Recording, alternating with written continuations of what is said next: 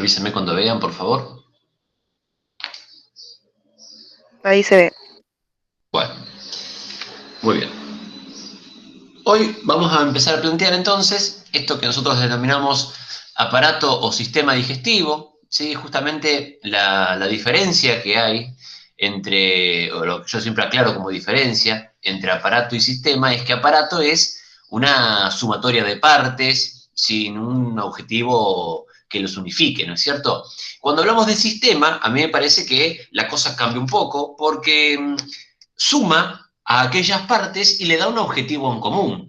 Entonces, nosotros podemos decir que el hombre, el ser humano, como animal heterótrofo, necesita, hetero viene de varias, necesita de consumir, trofos viene de alimentación, necesita consumir aquellas cuestiones que no le son, que le son esenciales porque tiene la incapacidad de producirlas. Frente a esa cuestión, entonces el sistema digestivo lo que hace es adaptar todas las sustancias alimentarias para que pueda descomponerse y de esa manera obtener los nutrientes y después la energía.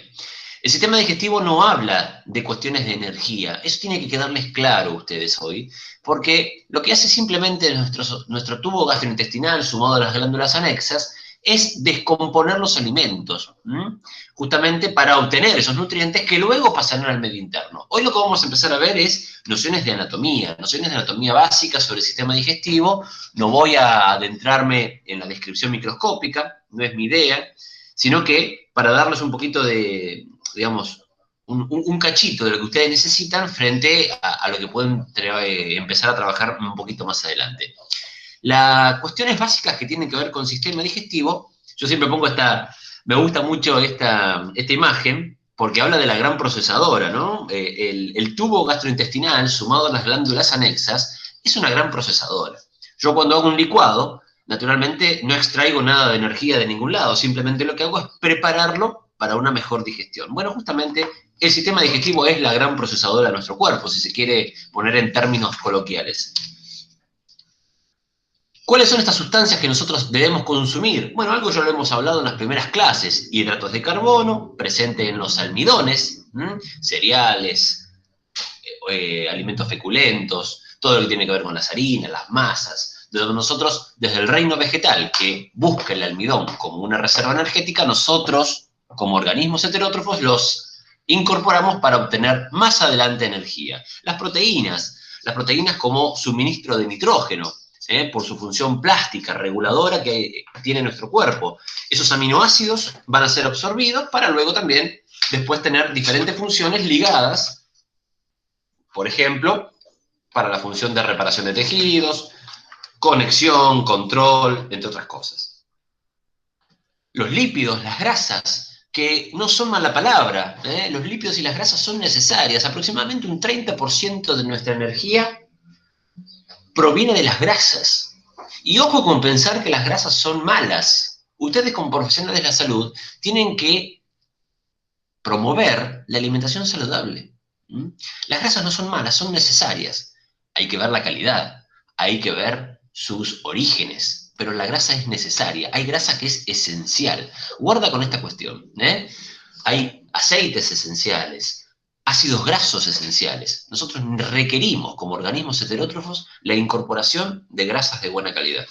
Y finalmente los ácidos nucleicos, que muchas veces nosotros nos olvidamos de los ácidos nucleicos pensando que solamente están presentes en la herencia, en cómo nosotros vamos a tener el color de ojos. Y discúlpenme que les diga, ya se los comenté, los ácidos nucleicos son necesarios para muchas otras cosas, entre ellas la regulación de nuestro propio metabolismo. Entonces, los nucleótidos, que son esas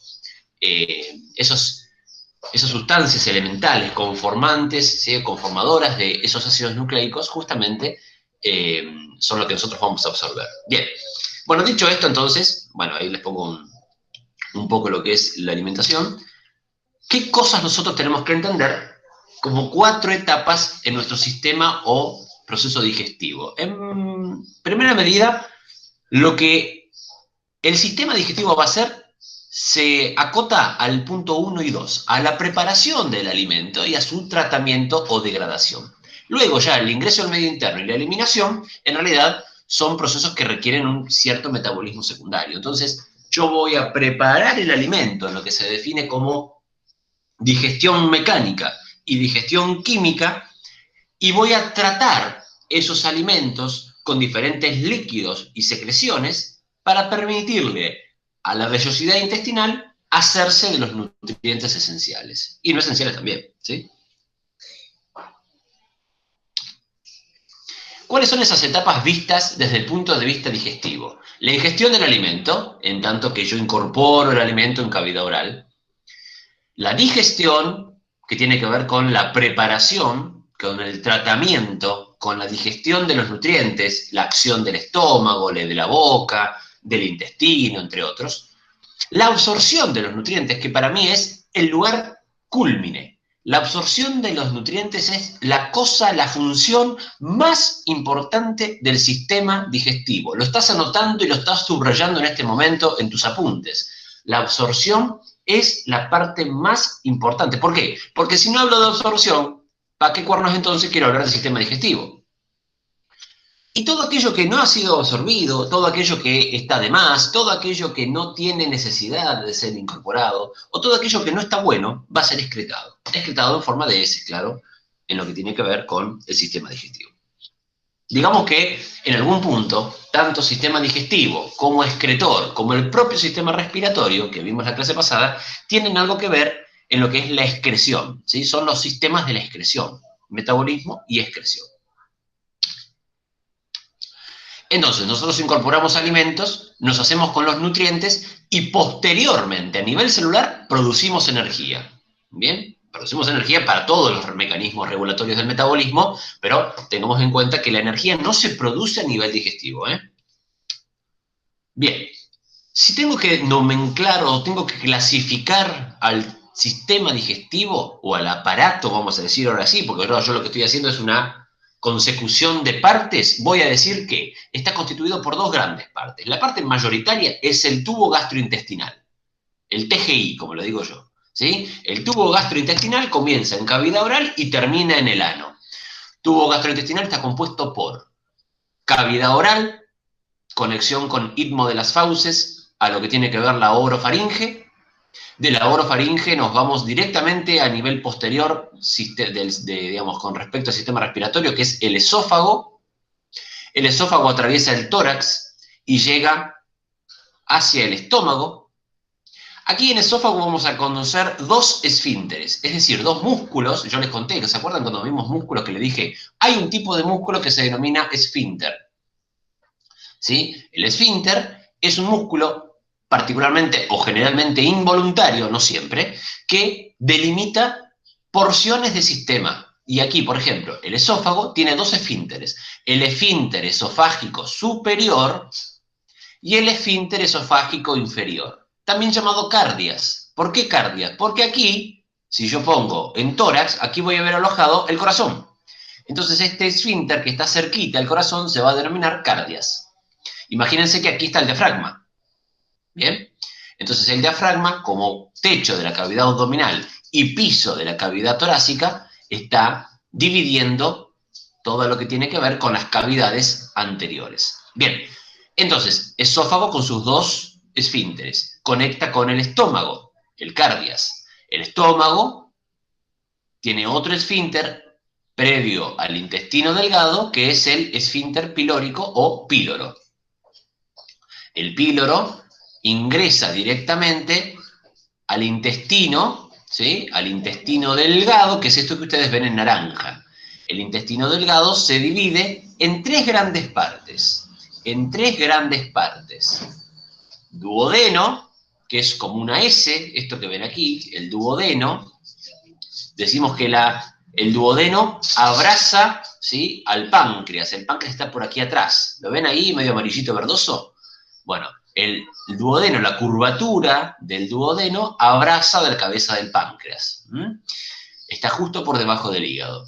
El duodeno tiene importancia en la digestión de prácticamente todos los nutrientes. Hay poquita o nula absorción, pero la parte más interesante del duodeno, particularmente en la segunda porción del duodeno, es donde se da la mayor parte de la digestión de nutrientes. La segunda parte la segunda parte es el yeyuno. Perdí el cursor, no lo encontraba, ahí está. El yeyuno es la segunda parte del intestino delgado, con gran capacidad absortiva, y finalmente el ilion, que el ilion es ya la tercera y última parte del intestino delgado. Esperen que creo que se está conectando gente.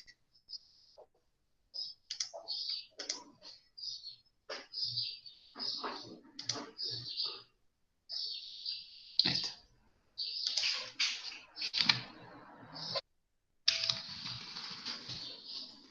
Entonces, desde el esfínter pilórico, que ingresa y comienza el intestino delgado, hacia la última parte del ilion, que es parte del intestino delgado, vamos a conocer lo que se denomina la válvula ileocecal. Ileo, porque viene del ilion, cecal, porque comienza el colon en la parte del ciego. Cecal viene de ciego.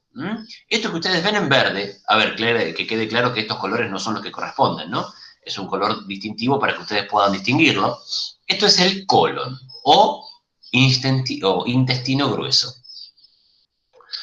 ¿Qué diferencias vamos a ver? Bueno, particularmente lo que divide entre intestino delgado en la región ilion y la parte del ciego en el grueso, la válvula ileocecal va a dividir estas dos estructuras digestivas.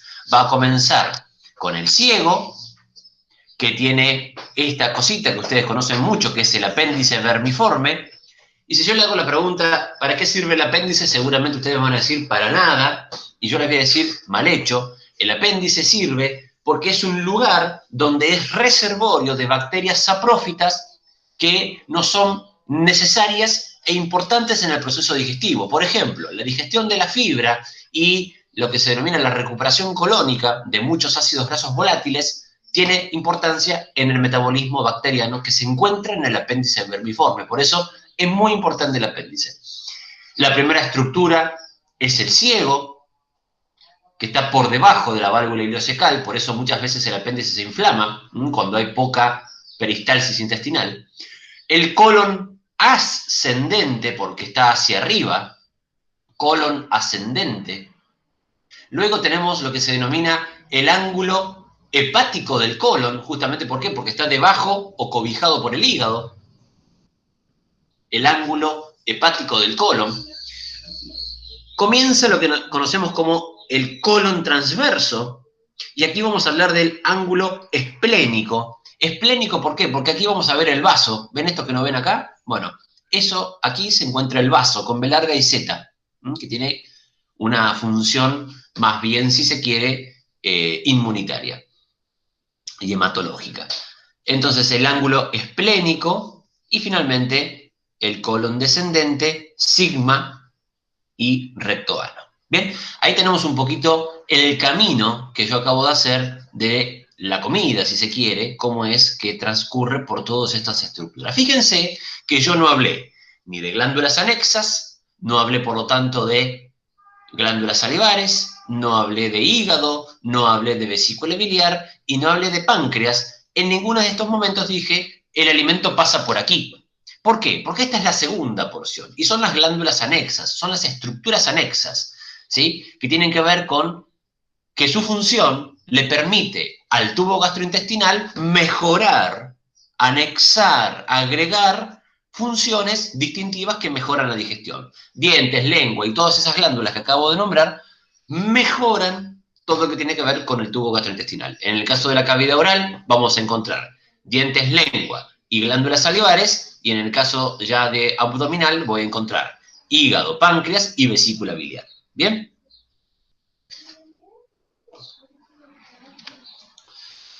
¿Qué encuentro acá? Esto que estoy viendo es un corte histológico, o sea, un corte transversal de cómo yo veo, si yo agarro un chinchulín, ¿vieron? Lo corto y ahora lo miro. Bueno, estoy viendo esto, ¿sí? Esto es un corte transversal que es macroscópico, lo puedo ver, lo puedo palpar. ¿Qué estoy viendo? Esto, miren. Si yo tengo que decir por dónde va la comida, va por acá al medio, justo al lado de la mucosa. ¿Qué es la mucosa? Es un tipo de tejido epitelial. Es un tipo de tejido epitelial que va a cambiar de acuerdo al lugar donde estemos hablando. No es lo mismo el tipo de tejido epitelial que vamos a encontrar en la boca, que tiene que tener un revestimiento grueso, un revestimiento estratificado, un revestimiento que nos permita no tener inconvenientes a la hora de incorporar alimentos. ¿Por qué? Porque es el primer momento de contacto del alimento con el cuerpo humano. Entonces, tiene que ser un revestimiento grueso, tiene que ser un revestimiento de protección. No voy a absorber cosas en la boca, voy a empezar el proceso digestivo. Entonces, asociemos la anatomía con la función. ¿Bien? Tanto será así que la mucosa, por ejemplo, del estómago va a cambiar drásticamente. Va a dejar de ser protectora y va a ser secretora. ¿En qué sentido? En que el estómago secreta gran cantidad de lo que nosotros conocemos como jugo gástrico, por ejemplo.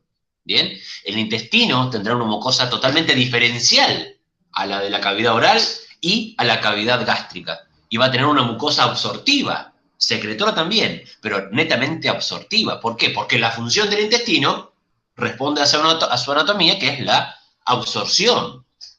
Y lo mismo, por ejemplo, la mucosa del ano. Muy diferente será la mucosa del ano a la mucosa del estómago, a la mucosa, ¿sí?, del intestino delgado, que tiene que tener nuevamente, al igual que en la boca, un revestimiento de protección, porque allí circulan bacterias, circula materia fecal, circula residuos, ¿sí?, de la digestión que no nos son necesarios y que por lo tanto pueden ser patógenos. Entonces, claramente, fíjense cómo va variando esa mucosa a lo largo de todo el TGI, ¿sí? Siempre tejido epitelial, de eso no hay duda, pero va variando de acuerdo a lo que estemos hablando. Debajo de la mucosa, digamos desde dentro hacia afuera, vamos a encontrar lo que nosotros llamamos la submucosa, debajo de la mucosa, que tiene que ver con tejido conjuntivo de nutrición, soporte. Acuérdense que la función del sistema digestivo, del tejido conjuntivo, era justamente esto, ¿no? Sostener, nutrir, transportar cosas por debajo de los tejidos epiteliales. Bueno, justamente, ¿sí?, ahí voy a encontrar, entonces, la submucosa. Por aquí van a ir los vasos sanguíneos. Yo tengo que ir absorbiendo, tengo que ir nutriendo también a todas estas células, entonces necesito sangre, que va a circular por esta vía. Que la submucosa va a haber un lugar que tiene que ver con esto que se llama el plexo de Meissner. El plexo de Meissner, o submucoso, tiene que ver con algunas redes neuronales que nos conectan con el sistema nervioso autónomo y entérico, que tiene que ver con el control nervioso de las secreciones. El plexo submucoso de Meissner tiene que ver con el control nervioso autónomo entérico de las secreciones. Yo cuando tengo hambre, me hace ruido el estómago. Cuando veo una comida rica y tengo hambre, secreto saliva, se me hace agua la boca, decimos, ¿no es cierto? Bueno, eso tiene que ver con el control nervioso del plexo de Meissner, que está presente en la submucosa. La submucosa muchos cambios no va a tener. ¿Tiene? Sí. En este momento no son significativos a nosotros. Y que sí va a cambiar. Está entrando gente. A ver. Ahí estamos. Que sí va a cambiar entonces, decía. Que sí va a cambiar entonces la capa tercera, que es la capa muscular externa. La capa muscular externa va a variar de acuerdo a la función.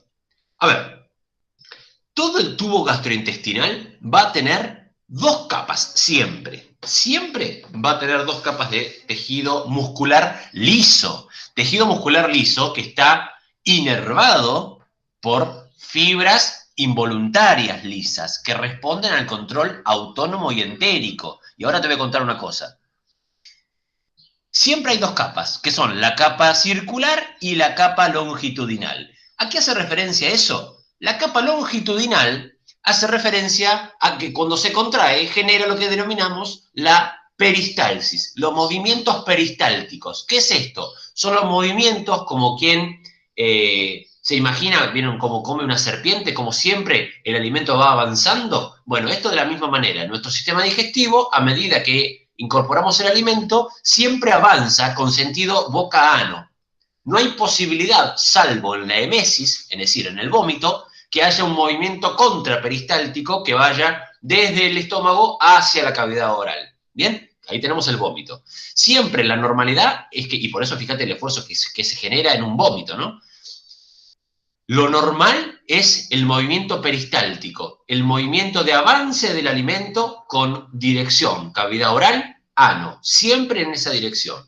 Y lo da entonces la capa muscular longitudinal. Ahora bien, la capa longitudinal circular, la capa muscular circular, nos permite a nosotros una especie de movimiento de constricción que permite lo que se denomina el movimiento de segmentación. Y eso lo que hace es justamente mejorar la trituración del alimento.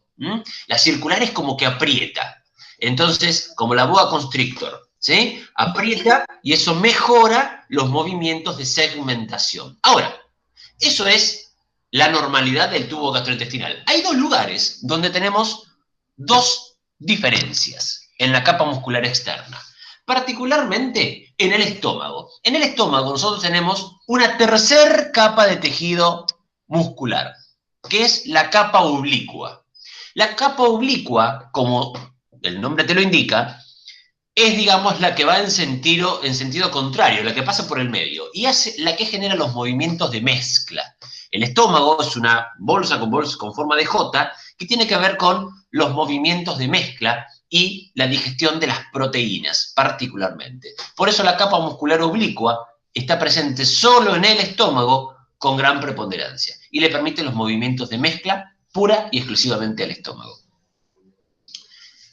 ¿Qué va a suceder? La última de las diferencias en la capa muscular se dan en el intestino grueso. Vieron que el intestino grueso tiene una forma particular, ¿no? Que es como que si estuviese como globoso, como que le tira una cosita. Bueno, eso que tira es la capa muscular externa que está aglomerada en lo que nosotros llamamos las tenias musculares del colon. La tenia muscular, en realidad, es la capa muscular que atraviesa todo el colon y que forma esas bolsitas particulares del intestino grueso que se llaman austras, con H. ¿Bien? Finalmente, la capa serosa tiene que ver con la última capa y es tejido conjuntivo de protección que le permite justamente la lubricación y ay, no me sale la palabra, chicos. El recubrimiento externo. ¿Bien?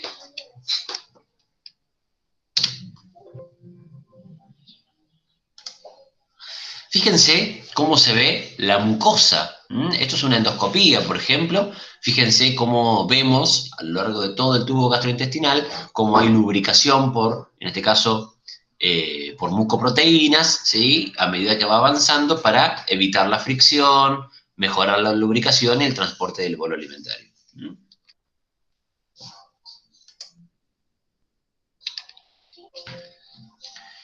Bien, no voy a hacer hincapié con ustedes ahora en micrografía. Fíjense acá cómo se ve nuevamente lo que habíamos recién, ¿no?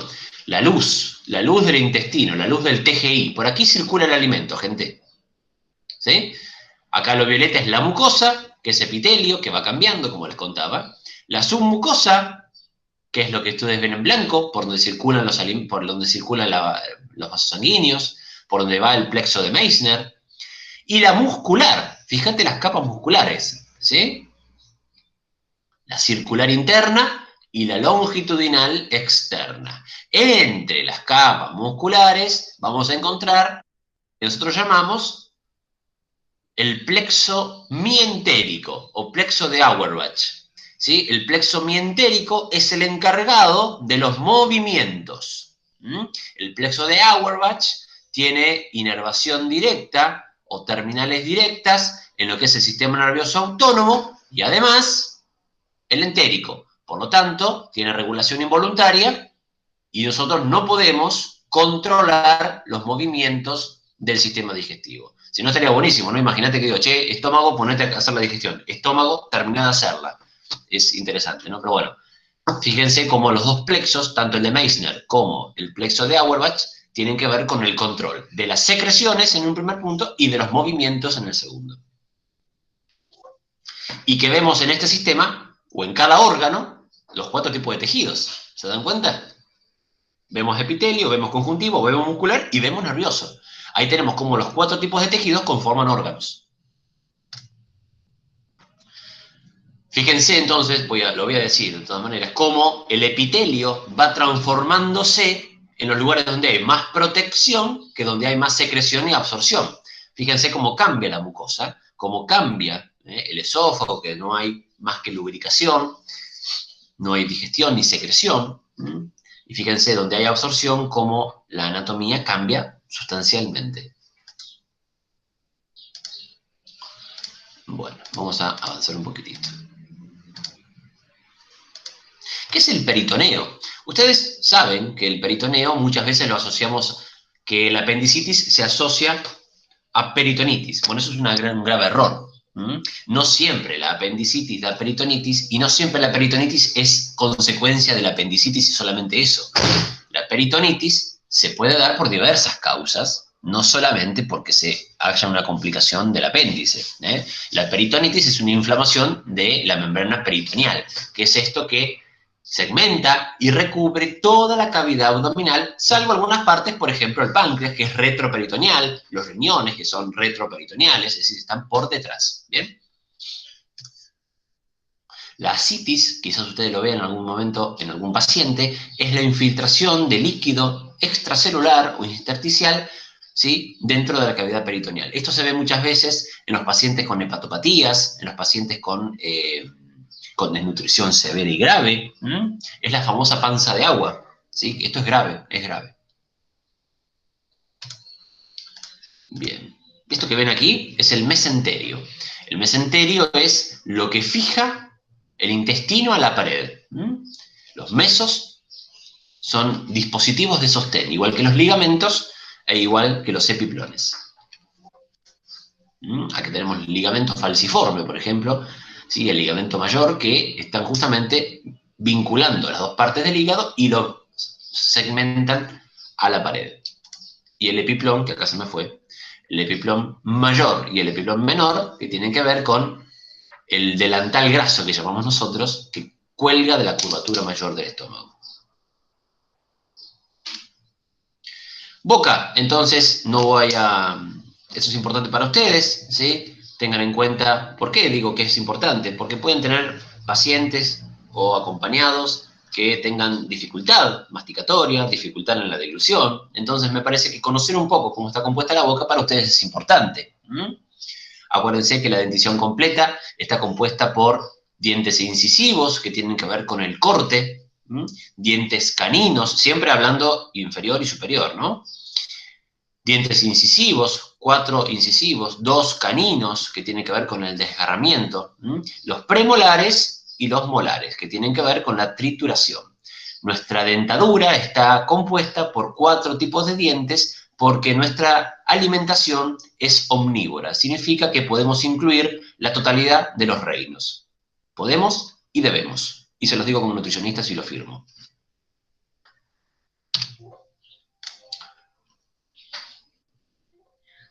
Y esto no me anda. A ver qué sucedió acá. Ahí está.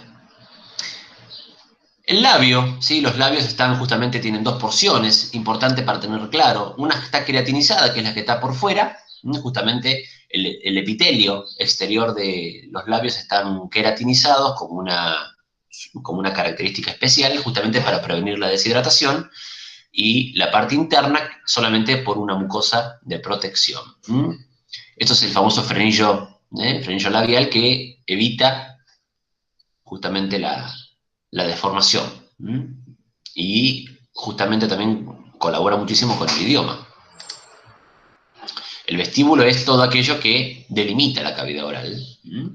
Y los carrillos y las mejillas, digamos, son las cavidades laterales. El paladar duro y el paladar blando son los límites superiores, y el piso con la lengua corresponde al límite inferior. Paladar duro, como ven aquí, ¿sí?, tiene que ver con uno de los huesos de la cara.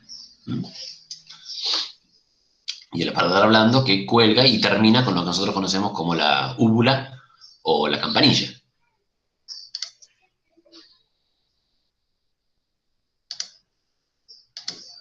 Esto es interesante. Esto lo vimos en la clase pasada. Fíjense cómo la faringe, que simplemente es un órgano de paso y de conexión entre el sistema respiratorio y el sistema digestivo, fíjense cómo el esófago está colapsado. Solamente lo vemos abierto en el momento del paso del bolo alimentario. Esto es la cavidad oral, en realidad esto es la cavidad oral porque todo esto es lengua, ¿sí? Cavidad oral, istmo de las fauces, orofaringe. Puede ser que algo suba por arriba, y sí, en el caso del vómito, alguna vez esto sube. La idea es que por movimientos peristálticos, luego de la deglución tiene en algún punto 3 partes. 2 tercios que son voluntarias y el último tercio que ya es involuntario, donde no puedo frenarlo. Hasta los 2 tercios primeros de la deglución puedo retraerlo. Ese famoso ruido que yo devuelvo el alimento a la cavidad oral, no puedo hacerlo ya una vez que estamos en eso. No sé por qué no me permite avanzar con la tecla. Bueno, estupendo. Papilas gustativas, hoy por hoy tan reclamadas las papilas gustativas cuando perdemos el gusto ante síntomas del coronavirus. A ver, las papilas gustativas tienen que ver con la sensación del gusto. Una cosa importante a tener claro con esto es que el sabor de los alimentos no solamente está dado por el gusto. El gusto son 4 o 5, bueno, algunos dicen 6 ahora, que está justamente mediado por las papilas gustativas, que tienen regeneración, por suerte, ¿no? Y que son hijas del rigor, como yo digo siempre, porque son hijas de la experiencia. Las papilas gustativas se generan por contacto con el exterior, se generan por estímulo. Entonces, si yo estimulo a la papila gustativa salada, bueno, claramente tendré más posibilidades de conocer lo salado y requerir más salado. Lo mismo con lo dulce, etc. El sabor es una combinación entre el gusto y el olfato. Y eso es el sabor. Tengan en cuenta porque es importante conocer eso. ¿Por qué les digo esto? Muchas veces, cuando nosotros tenemos una complicación nasal, vieron que perdemos el sabor de los alimentos. Bueno, justamente porque es una combinación de ambos sentidos, del gusto y el olfato. No puedo avanzar con la tecla. Bueno, ahí lo vemos un poquito mejor. A ver aquí. Bien, no voy a hacer mucho hincapié en los dientes, no me parece que para ustedes sea importante. Sí, tengan en cuenta el tema de que están irrigados, justamente esto es importante, les llega sangre a los dientes. Fíjense cómo esta es la parte que nosotros vemos del diente y fíjense con lo que es la raíz, ¿no? Bien, vamos a avanzar un poquito. La saliva está secretada por las glándulas salivales, ¿sí? Nosotros tenemos en la saliva una cosa muy importante, bueno, yo igual esto lo voy a comentar dentro de un par de clases, porque vamos a hacer sistema digestivo, lo vamos a hacer en 3 clases distintas, ¿sí? Vamos a trabajar sobre hígado y páncreas en la próxima y vamos a trabajar sobre función fisiológica del sistema digestivo, ¿sí? Las glándulas salivares vamos a comentarlas hoy. ¿Qué tiene que ver? Con 3 glándulas salivares. Las parótidas, la famosa parotiditis, las papelas es la inflamación de las parótidas, una a cada lado, y produce saliva rica en enzimas. Y luego la submaxilar y la sublingual, que tiene que ver con la generación de saliva más mucosa. ¿Vieron cuando estamos medio deshidratados, en un momento de diarrea o en un momento de luego de los vómitos, que tenemos cuando queremos excretar saliva, es una saliva que es muy elástica? Bueno, justamente es una saliva que está muy secretada por estas glándulas que son la submaxilar y la sublingual. Más o menos nosotros excretamos 1 litro, 1,5 litros de saliva por día.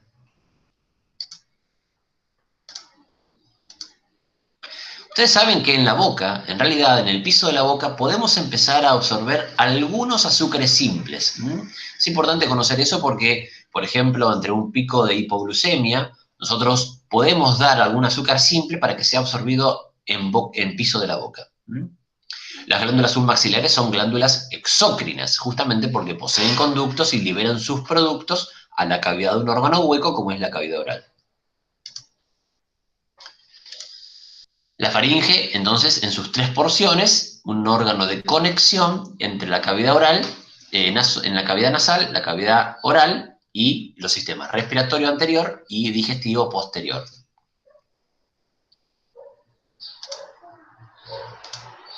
Esto ya lo hemos conversado. En el momento de la deglución es importante la función de la epiglotis, que tapa, porque asciende la laringe, la epiglotis tapa la laringe y el bolo alimentario pasa al esófago. En el momento de la deglución es muy importante ese momento de conciencia. Bien. Esófago simplemente un órgano muscular con secreción de lubricantes para mejorar el movimiento peristáltico y paso, ¿sí?, de unos más o menos unos 40 centímetros en su mayor proporción a nivel torácico. No hay digestión salvo lo que ha comenzado en la boca, pero no secreta jugos digestivos. Acá vemos cómo es un corte.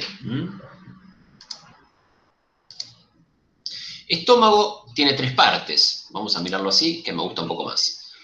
Fondo del estómago, que es la primera lugar donde los alimentos llegan, y aproximadamente media hora permanecen en el fondo del estómago. Por eso sentimos que estamos llenos. ¿Vieron? Cuando sentís, tengo el alimento acá arriba, bueno, justamente es que están en el fondo del estómago. Luego el cuerpo del estómago, que es la parte más voluminosa, aproximadamente un 80%, y el antropilórico, que es el lugar previo al vaciamiento gástrico y pase al duodeno.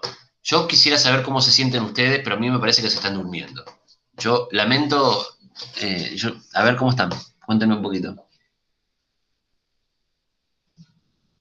Bien, bien. Pasa que por ahí vas muy rápido y...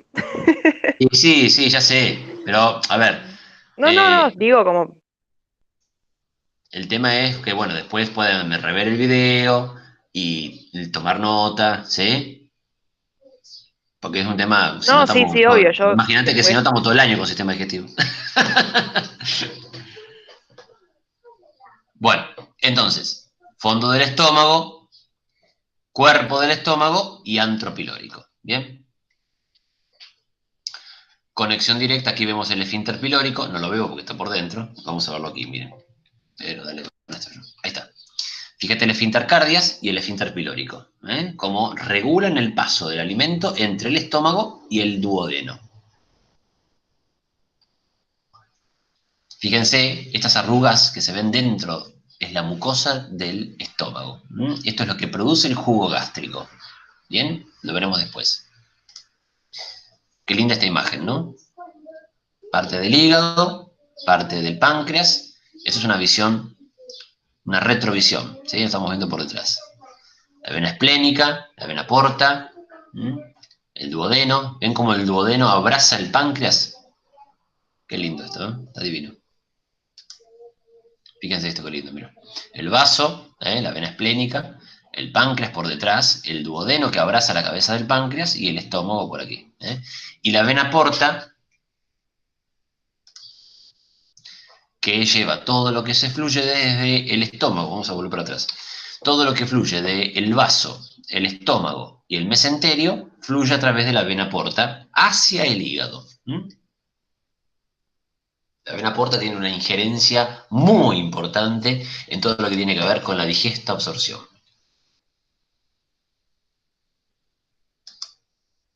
Bueno, esto de histología lo vamos a ver después. Bien. Fíjense cómo el delantal graso, el epiplón mayor, cuelga de la curvatura mayor del estómago y es donde se aloja la mayor cantidad de grasa en nuestro abdomen. Esta es la famosa pancita. Esto es lo que yo me encargo de eliminar en la gente que tiene problemas de obesidad, por ejemplo.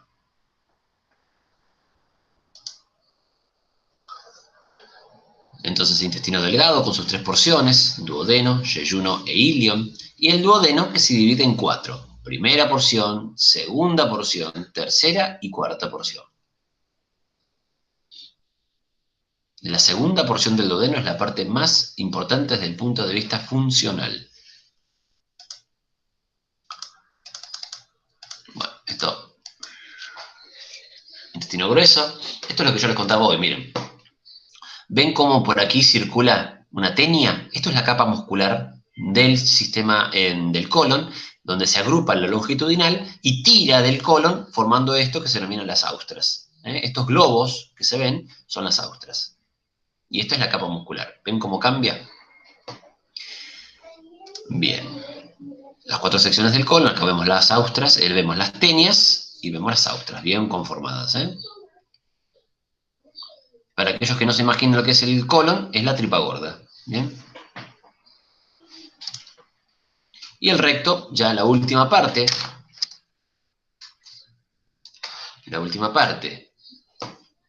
del intestino grueso, finalmente con el ano, que posee 2 esfínteres, el esfínter anal interno, que es involuntario, y el esfínter anal externo, que es voluntario, gracias a la naturaleza.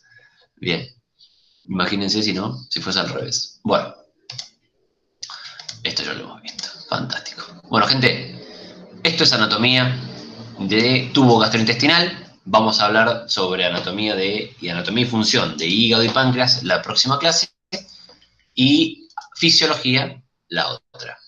Seguramente va a ser así, vamos a ver cómo estamos con cronograma. Preguntas, sé que es un tema largo, sé que es un tema difícil, les pido encarecidamente que revean el video con tranquilidad, que lo vayan pausando, que se puedan ir haciendo la lectura del capítulo 15, que corresponde a sistema digestivo, y que, bueno, de a poquito vayan tomando nota de todas estas cuestiones que son muy importantes para ustedes porque muchos de sus pacientes acompañados pueden llegar a tener patologías asociadas o secundarias en lo que tiene que ver con sistema digestivo. ¿Bien? Bien, profe. Bueno, gente, no sé si hay preguntas, si tienen algo